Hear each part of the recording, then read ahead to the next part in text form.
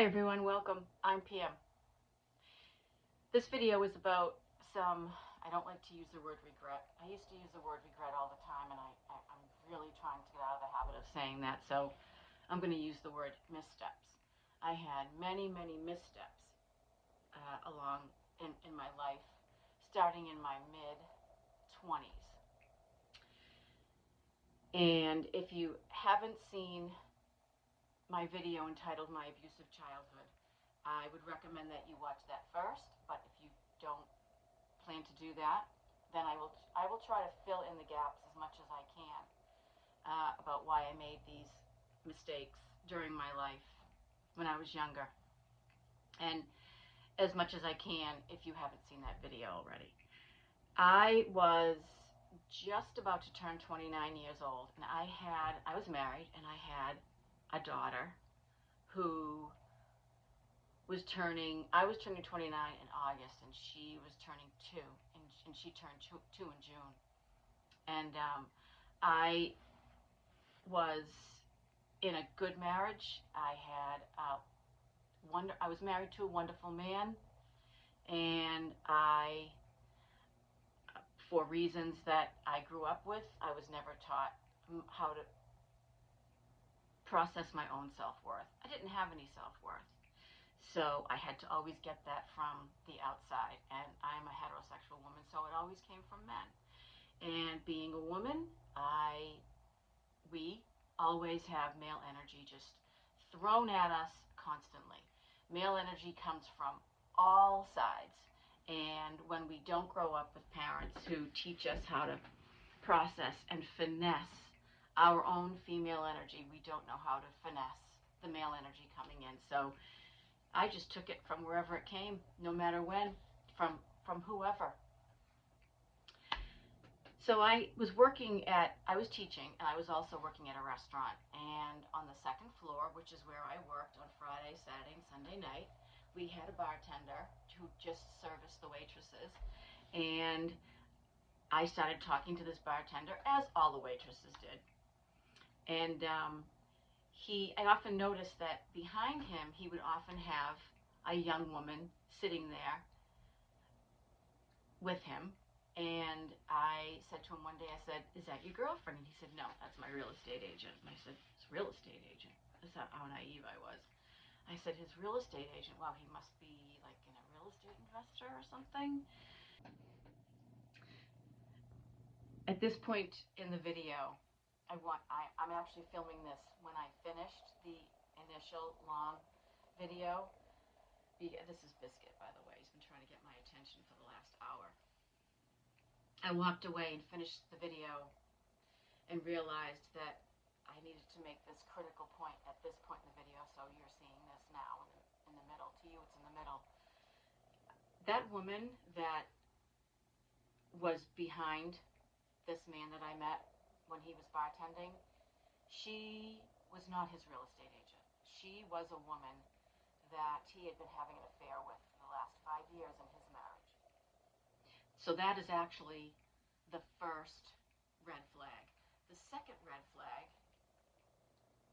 huge red flag, that I should have walked away from immediately, and not only not started a relationship with this man, but never engaged in any kind of conversation with him ever after that. He lied to me the first time when I said, "Who is that, your girlfriend?" He said, "No, it's my real estate agent." You know, the universe was showing me, the universe was pounding me with the reality that this man is not someone that I wanted in my life. And I did not know. I did not know at the time. I did not read those signs like that. I couldn't. There was no way that I could read those signs like that. So as the weeks went on, I found myself being more and more attracted to this man. And because of my own lack of self-worth, I ended up leaving my husband to be with this man. And I must say, I need to say this, is that I started seeing this man before I left my husband, so I was cheating on my husband. And I ended up telling my husband that I wanted out of the marriage. I got my own place.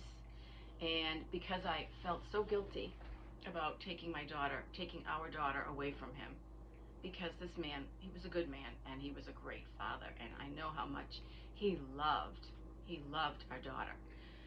We split custody perfectly during the week, down the middle. And so she was with me half the week and him the other half the week. Okay, I was gonna regress here and talk about my feelings about, now that I've been in recovery for 7 years, what that did to me, leaving that relationship and then, you know, yanking my daughter out of our home. But I won't. I need to keep moving forward. So I started dating this man, and this man was not married. He had 2 children. No, let me back up a minute. He was married and soon to be divorced, like within maybe a month or 2. And he knew I was married. He knew I had a young daughter. And he still forged through with this relationship anyway. That was the first major red flag that I should have known about. And I, as a almost 30-year-old woman, should have known that any man that is going to pursue a relationship with a woman knowing that she's married, I should have walked away. I should have run away very quickly in the other direction, and I did not. Because of my own feelings about who I was, the lack of self-worth, the lack of value that I had for myself, I moved forward with this relationship because he knew exactly what he was doing. Now that I look back on it, he knew exactly what he was doing. He showered me with gifts. He showered me with compliments. This was constant. The energy that was from him to me was overpowering. I had to have this in my life. I had to have this man who, I thought at the time, loved me so much, needed me so much, and I was going to save him, and I was going to love him, and I was going to be the opposite of what he told me his wife was like. I was going to tell him how wonderful he was. I was going to tell him how handsome he was. And I did these things. And so as the relationship went on, so I ended up finding an apartment, and it was a 2-bedroom. My daughter had her own room. I had my own room. And this whole time I thought to myself, wow, this is finally happening. I'm finally, I met a man who loves me so much, and it was so romantic. He made it so romantic. And I did not realize that these were huge, huge red flags. Please listen to me. These are red flags. No matter how much you want to try to sugarcoat them, I tried to, or push them away. Nope, he loves me. He's going to give me everything that I want, and this is going to be great. I'll give my daughter will have a stepfather who loves her, and I'm going to be a great stepmom to his kids, who were older than my daughter. I think they were like 8 and 9 at the time. And I had this planned out. As the relationship went on, the months went by, I started to see little things that I pushed away. And let me give you some for instances. One day, I wanted to go to the gym. He had called and I said I wanted to go to the gym, but I had no one to watch my daughter. My mother, who lived like 2 streets over, was not available to come over and watch my daughter for a few hours. He said, I'll do it. And I thought, oh, this guy is so great. This guy, oh, wow. He's so great. He loves me so much. He came over, and as I had my daughter in the carriage, we were in front of the house, and he got out of his car. I put my gym bag in my car, and I said hi, and he said hi, and his hi was very, now that I realize, I look back on it, there was a lot of resentment in that hi. And he grabbed my daughter's carriage and he said, give me that. And I kind of stepped back, and I thought, what was that? He said, well, I'm glad I'm here, so you're able to go to the gym. Was my shock me being too much? Was it me being overdramatic? No. Was it me not reading the sign that he gave me that he was trouble? Too much? No. Was I wrong? No. No, no, no. I knew my feeling of I was dead on. That was right. You are right. If something makes you feel uncomfortable, even in the slightest, like on a scale from 1 to 10, 1 being tiny bit and 10 being wow, it's like a bomb going off.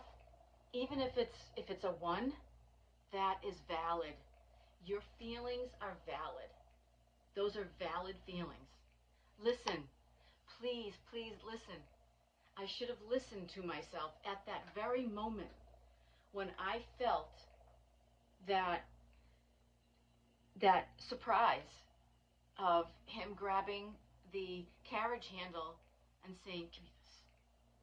That one little sentence, give me this, 3 words. Listen.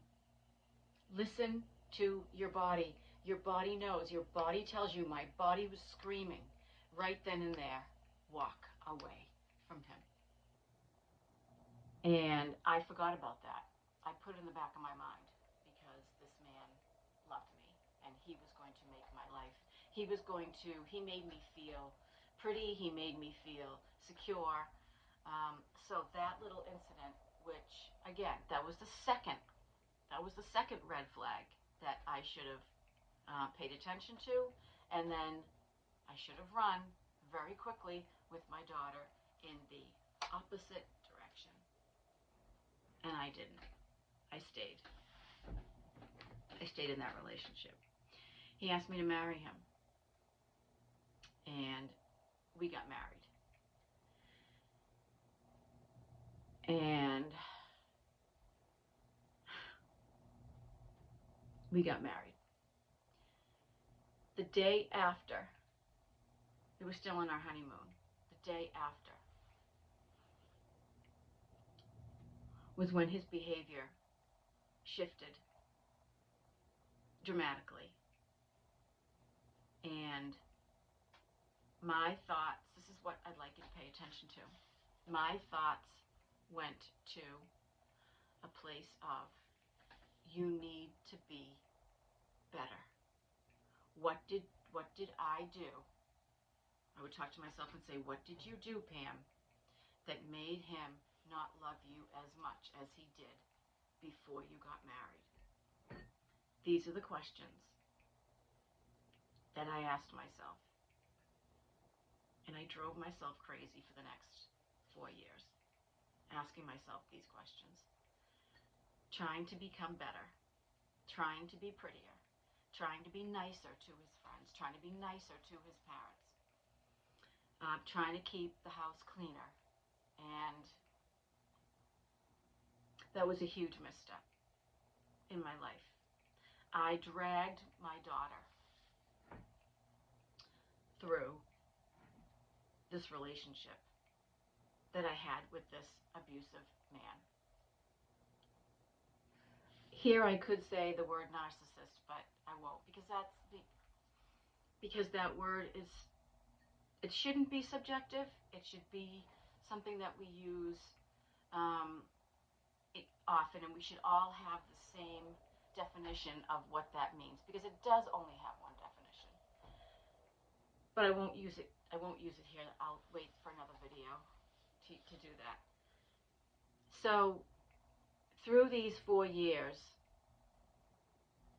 they were hell.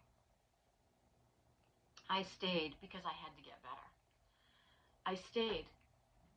Let's see, I was 30 when we got married, so I was 34 years old when I left. And I mean, I just left. Things got so bad. And I was literally on my knees in the bathroom one Saturday morning. He wasn't home. And I remember looking up and saying, screaming and crying, God, get me out of here. And the next morning, I woke up and I said to my daughter, so do you want to leave here? Do you want to move? And her response was, yes. She was 7 at the time.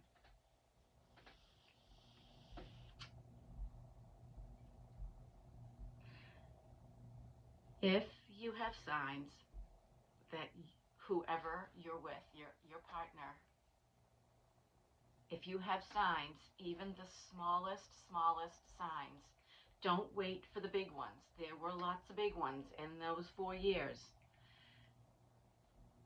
But I don't want this video to be too long. Look for the little signs, because there will be little ones.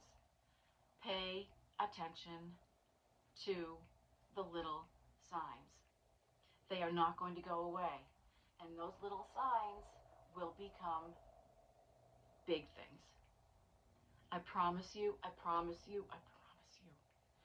They will become big things, no matter how we try to mute them out of our lives, no matter how much we try to finesse them and make them and smooth them over. It doesn't work that way. It never will. It never does.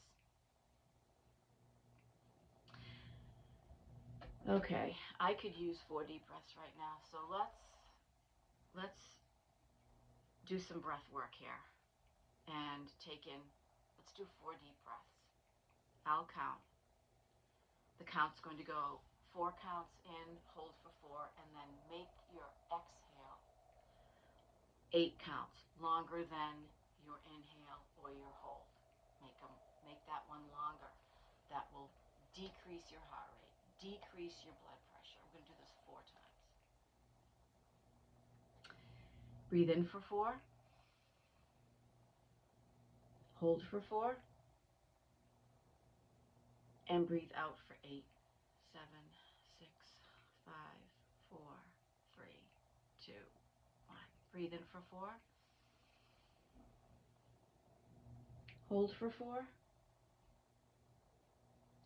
Breathe out for 8, 7, 6, 5, 4, 3, 2, 1. 2 more times, and breathe in through your nose and then out through your mouth. Inhale. Hold. 4, 3, 2, 1, and then exhale. 8, 7, 6, 5, 4, 3, 2, 1. Breathe in for 4. Hold for 4. And then exhale. 8, 7, 6, 5, 4, 3, 2, 1. Good job. Do that at least 3 times a day. It will help. It helps me decompress. It helps me when I get anxious about anything.